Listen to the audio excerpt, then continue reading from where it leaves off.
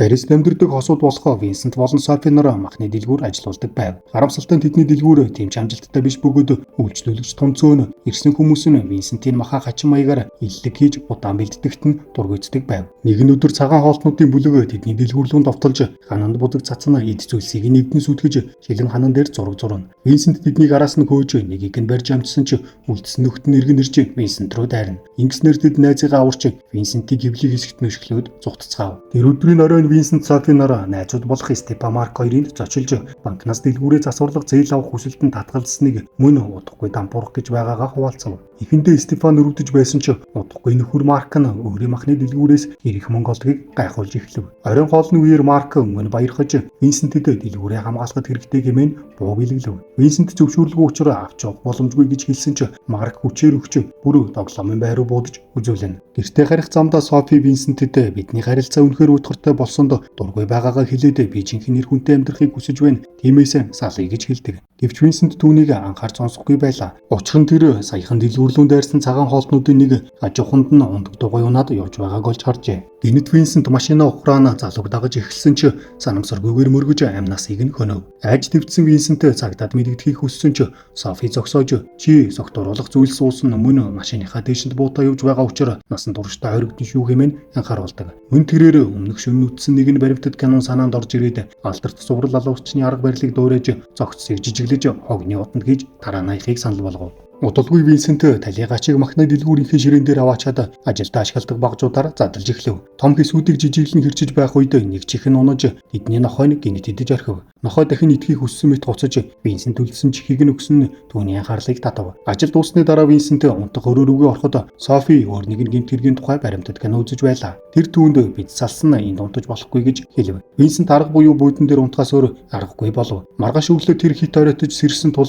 дэлгүүр рүү яарн очтолоо Софи хүний махыг зараад дуусгасан байв. Тэр дандуурчин мах зүсгч дээр үлдээсэн махыг гахамах гэж бодно зарсан байдаг. Винсент энэ бүхнийг их нэртэй хэлэх гэсэн боловч үйлчлүүлэгч иргэн орж ирж өмнө авсан махыг хизээж мартахгүй хамттай байсан гэж хэлээд дахин авахыг хүсв. Винсент өөр төрлийн мах санал болговч үйлчлүүлэгч зөвхөн тэр махыг л хүсэж байлаа. Софи юу болоод байгааг сайн ойлгохгүй байх ба тиймээс Винсент мах нийлүүлэгчээс олсон гэж хэлв. Үүнийг сонсоод Софи шинэ гахамахыг амсаж үцгээр шийдлээ. Амсаж үтсэн даруйдаа тэрээр үнэхээр гайхамшигтай хамттай байгааг хэлэхэд Винсент Ираны гахамах хэмээн тайлбарладаг. Удалгүй үйлчлүүлэгч хүссэн бүхний авч явсны дараа Софи Винсентээс үннийг асуугаад юу болсныг мэдээд хэсэгтээ цочирдно. Гэхдээ тэр удаан гайхаагүй бөгөөд харин ч гайхахгүйгээр чи өөрөө амсаж үзэх хэмээн ятгав. Винсент татгалзсан ч Софи үргэлжлүүлэн ярьсаар зогцыг бүхлээр нь зараад баримт нотлохог үгүй хэмээн хэлв. Яг тэр үед шинэ үйлчлүүлэгч орж ирнэ. Энэ нь түрүүн бүсгүй найз бөгөөд тэрээр түүнээс гахамах амсаж үзээд маш их таалагдсан тул өөрөө ч авахыг хүссэн байлаа. Ираны гахамах нэртэй цуу яриа утан тархаж удалгүй дэлгүүр үйлчлүүлэгчээр дүүрв. Тэд түүний махыг тасралтгүй зарна анх удаага үнэхээр сайн орлого олж эхлэв. Харин цагдаагийн ажилтны офицер Том гэрж Ираны гахамахнаас авах хүсэлт тавих үед тэдний зүрхээсэндээ амаараа гаргах шахав. Аз болоход цагдаа махыг хүнийх гэдгийг огтунч гадарлаагүй байдаг. Оройн Винсент үлдсэн хүний махыг оройн хоолндоо идэж үзээд гайхалтай хамттайг мэдэрлээ. Тэгэхэд Софи бид хүмүүстэй иймэрхүү маягаар хандаж махаар нь мөнгө олох хэрэгтэй. Энэ нь дэлгүүрийг авран шүү дээ гэж хэлв. Винсент үүнийг тоглоом мэтэр хүлээж авч байсан ч Софи үнэндээ чин сэтгэлээсээ ярьж байлаа. Дараагийн өдөр охин Хлой найз залуу Луксыг танилцууллаа. Лукс нь цагаан хоолтон бөгөөд мах иддэг хүмүүстэй эвтэй байхаа илэрхийлэн дэлгүүр сүйтгэсэн цагаан хоолтнуудыг буруу шааж байв. Винсент Софи хоёр ихэндээ түүнийг хэвийн нэр хүлээн авч байсан ч Хлой өөрөө ч бас цагаан хоолтон болсноо хэлэхэд тэд шоконд орно. Лукас Винсентийн хийсэн мөөгийг итгэс татгалзсан ба учир нь мөөг дахианы шүлтэй хамт болгогдсон байв. Тэдний өгсөн дарсыг ч уусангүй бөгөөд учир нь ердийн дарс нь бут цэцгийн доторхон өгсөн шавжаар хийгддэг. Харин веган дарс бол өөр гэж тайлбарлав. Тэр байтугай Пермийн амьтдыг хэрхэн зовоодаг талаар ярихдаа Софи руу гандан хөгшин үнэ шиг гэж хэлж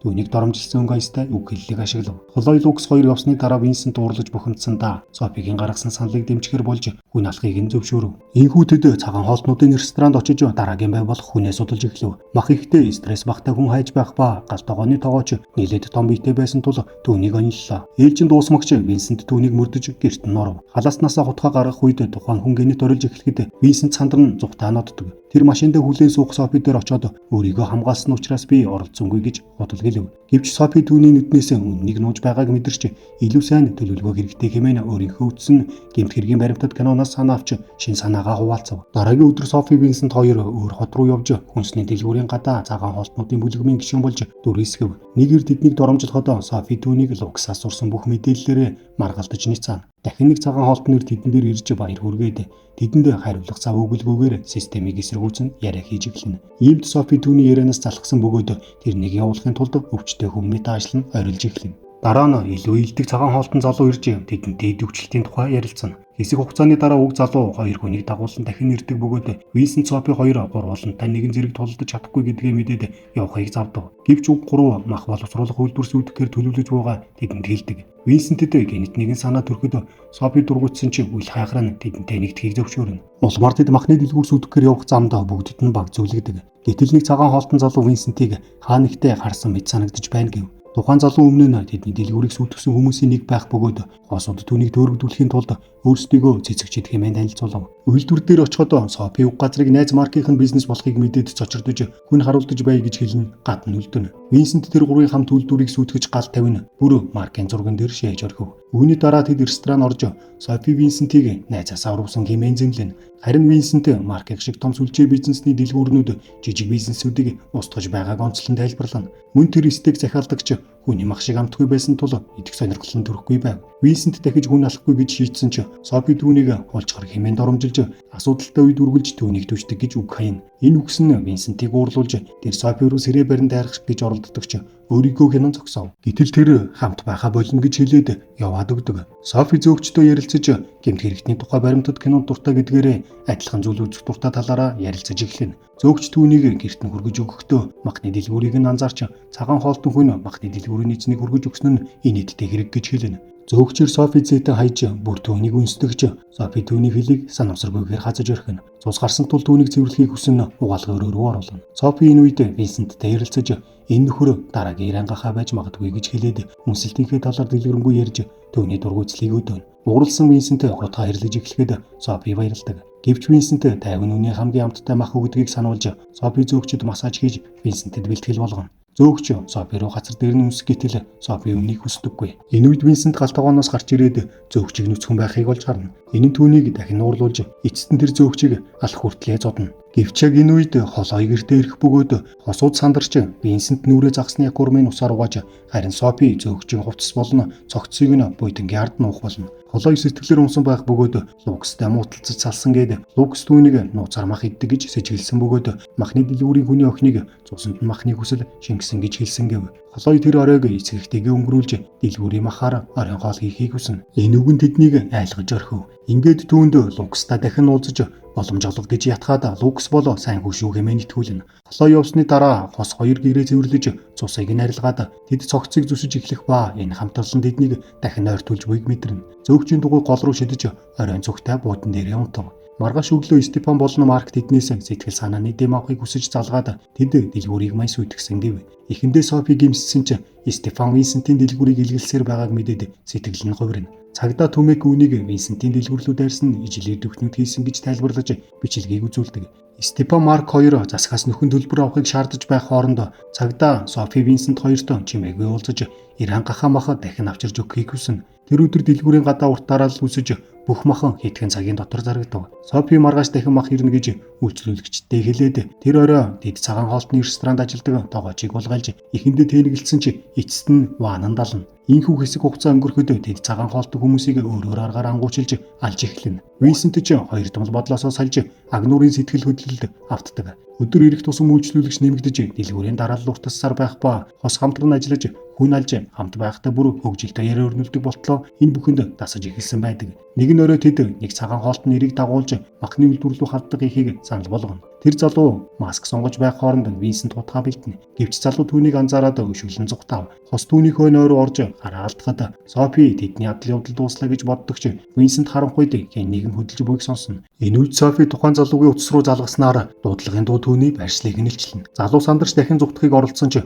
гэхдээ бүдэрч унаад нас барсан байхыг тэд очиж мэднэ. Айснаас нь болж зүрхний шигдээс болсон хэмээн хосууд ярилццгаав. Дараагийн өдөр Софи Винсент хоёр зүрхний шигдээсээр үхсэн залуугийн махаар хийсэн стейкийг Стефан болон Марк нарт өгнө. Хоёул амттай байна хэмээн хүлээн зөвшөөрч атаархсан ч өмнөх шигээ олон юм ярихгүй байв. Марк дахин нэг амтлага хийх үедээ махан дотор төмөр зүйл байгааг анзаарч зочирддог. Стефан түүнийг зүрхний аппарат болох пейсмейкер гэж таних бөгөөд Винсент тэр дорн түүнийг нь авч энэ болоо малын байршлыг хянах зорилттой бичилж хийв гэж тайлбарладаг. Гэвч үүнээс нь болж маргаан өрнөж тэд дахин тэдний жижигхэн дэлгүүрийг нь тоглож эхлэхэд Винсент уурлан тэднийг шүүмжлэн доромжилж бүх ил дутагдлыг нь хэлж орхино. Ууралсан Марк Винсент рүү дайрч хоёр ирээ цэцэрлэгийн голд зодтолтно. Эхнэрүүд нь болиулахыг оролдсон ч тэд үл тоон зодтолцоор байх юм. Винсент Маркийг усан сан түлхэж зодооны үер чихийг нь хазаж тастаад бодлогүйгээр залгиж орхино. Стефаны үйлдэлийг нь гайхан сэжиг авахд нь Винсент чихийг нь нулимж зүгээр л жишээ үзүүлж байсан юм хэмээн жижиглэв. Тэр шөнө барын тухай баримтат кино үзсний дараа Винсент барын нуугдах боломгүй харгачлуудыг дуурайж эхэлнэ. Тэр цагаас хойш өөр амьтдын баримтат кино үзэж тэдний аргаар хохирогч таагнаж сурах болно. Жишээлбэл могоо шиг боожалж сурах гэх мэт. Ингээд нэгэн өдшийн хоолны үеэр тэд паркд шарсан мах идэж байхад нэг залуу утаа болон шатаж буй махны өнөрт нь гомдлно. Учир нь энэ бол түүний йог хийдэг дуртай газар нь байв. Хос хоёр дөрвөлж бууж өгч байгаа мэт дүрсгэж дараа нь түүнийг алж орхино. Хэсэг хугацааны дараа тэд шинэ хохирогч хайж цагаан хоолтнуудын арга хэмжээндээр оролцсон. Винсент нэг бүдүүн хүүг харж түүнийг хорлохыг хүсв. Гэвч тэр үед тэд Холой болон Лукас хоёртой тааралдаж өөрсдийгөө цагаан хоолтон болчихсон мэт дүр үзүүлж мах зарж зүгээр л амьдралаа залгуулж байгаа гэж хэлдэг. Лукас сүүлийн үед алга болсон олон цагаан хоолтнуудын тухай дурдж малчид болон махны холбоо нэгдэн хор найруулж байна гэж сэжиглэнэ. Гэнэт тэр хосыг махны худалдаачид гэж чанга хэлж арга хэмжээнээс хөөж явуулдаг. Үүнийг Маркийн дэлгүүрийг цугсүйдгсэн цагаан хоолтонч мөн сонссон байлаа. Гарч явахдаа Софиник хар эрс эмэгтэйг анзаараад энэ амтлаг төрлөөс бид туршиж үзээгүй шүү дээ гэж хэлнэ. Винсент эмэгтэйг хүн алахгүй гэсэн дүрмээ зөрчгөөр шийдэж хос түүнийг мөрдөн хөөж эхэлдэг. Тэр шөнө Винсентийн хутга зөсөж байх үед нь хугарсан бөгөөд улмаар тэр дэлгүүрлөгөө очиж хутга авахар явахт нь цагдаа намайг хаалгыг нь тогшин зогсож байв. Тэрээр зүгээр л дэлгүүрийн гэрэл шөнө ассан байгааг сонирхсан аж. Харин Винсент оройтож ажиллаж байна хэмээн түүнд тайлбарлана. Гэвч гадаа нохой хүний гар зүүн гарч ирэхэд Винсент цагдааг харахаас өмнө хашгирч нохойг үргэн. Тэр цагдаад дэлгүүрлүүд арилт болсон цагаас хойш сэтгэл зүй муудсан гэж хэлнэ. Явахынхаа өмнө цагдаа алга болсон цагаан хоолнуудын талаар дурдв. Удалгүй Винсент Софи руу эргэж очиод тэр эмэгтэй махыг хайсан тухайгаа хэлж инхэн зөв санагдсан гэдгээ дурдна. Винсент хүн алхаа болъё гэж хүсэж буугаа илэрхийлээд гэтэл Софи үнтэй санал нийлэхгүй байх бөгөөд харин ч дэлхийн хамгийн алдартай цуврал алуучдыг гүйцэхийг хүсэж байлаа. Ингээд тэд маргалдаж эхлэгч тэдний маргааныг хаалганы хонх дуурах чимээ зогсов. Хоёул сандар нь очтол Лукас ирсэн байлаа. Тэр арга хэмжээнд дээрээс уурлаж хөөж явуулсандаа уучлал хүсгээр ирсэн бөгөөд мөн Лукас сэтгэлийн уудлын ярилцаж Хлойтой ихэд маргалдах болсон нь түүнийг баг багаар алдаж байгаа мэт мэдрэгдэж буугаа хэлээд түүнд үнэхээр хайртай гэв. Софи түүнд амар сэтгэл санаагаа тавьчруул гэж хэлэхэд Винсент Софи түүнийг алахыг хүсэж байгааг гэнэт ойлгох ба тэр дорн Лукасыг хөөж гаргаад Софи руу эргэж харж Иран гахай дууссан хэмээн алба ёсоор мэдэгдэнэ. Тэр шөнө Софи баримтат кино үзэх гэж оролцсон ч сэтгэл нь тогтож чадахгүй байх бөгөөд телевизийн унтраагаад Винсент нохоотойгоо бүүтэн дээр унтаж байхад чимээгүйхэн сууж шөнийг өнгөрөв. Маргааш нь Винсент энгийн үхрийн мах зарахыг оролцсон ч Ираны гахаа байхгүйг дуулаад бүх үйлчлүүлэгчид явж орхино. Софи түүнд аймхаа гэж уурсаж Винсент энэ бүхний дараа надад ингэж хандах ёсгүй гэж бодно дэлгүүрийг орхин явна. Оройн Софи дэлгүүрээ хааж байтал цагаан хоолтон бүлэгмийн гишүүд гэнэт гарч ирнэ. Тэр хоёр цэцэгчин хаана байна гэж асууна. Үдшийн бүрийд Винсент гэртээ иртэл нохойн бүлэгмийн гишүүдийн фургон руу харна уцаж байв. Тэр үед Софи махны хөргөвчөнд хүлээтэй байлаа. Бүлэгмийн гишүүд түүнийг амьтад хандаж байсан шиг түүнтэй хандах болно гэв. Нэг залуу түүнийг алах гэж оролдож байсан ч Винсент нохоотойгоо орж ирнэ. Нохойн эзний хамгаалахаар тэр даруй дайрч тэр залууг хацах боловч өөрөө ч гэмтэн. Винсент хутгаа шидэж нэг нэмэгтэй толгойд оноод газар дээр нь хөнөөж орхино. Харин сүүлчийн залуутай тулдахад тэр хүчээр Винсентийг дийлж өөрийнх нь хутгаар зөсөж орхино. Гэсэн ч хорсолдоо шатсан Софи уяагаа тастаж махны дэгийг түлхэд сүүлчийн дайснаа хөнөөж амжина. Нохойн үлдсэн дайсныг нь өвдөх хооронд нь тас сууж алдна. Ингээд нэлээд хэсэг хугацааны дараа Винсент болон Софи нарын тухай баримтат кино хийгдэж байгаа харагдана. Стефан Марк хоёрын мэдүүлэг нь тэдний баригдах гол үүрэг гүйцэтгэсэн байдаг. Гэвч тэд ярилцлагынхаа үеэр Маркийг арьс өнгөөр нь ялгуурлана. Марк бэрэмрүүдтэй ярьсан ч чип гэчийг нь хинч ашигладаггүй байсан гэж хэлнэ. Хэрвээ Маркийн хоолноос зүрхний аппарат олдоогүй бол Софи Винсент хоёр хизээж баригдахгүй байх байлаа гэв. Мөн шүүхээс тэднийг бүх насаар нь хорхол оноох бөгөөд шүүхийн төгсгөлд шүүгч тэднээс харамсаж байгаа зүйл бий юу хэмээн асуухад нь Софи ганцхан харамсаж байгаа зүйл бол зүрхний аппараттай эрийг алсан явдал гэж хариулдаг.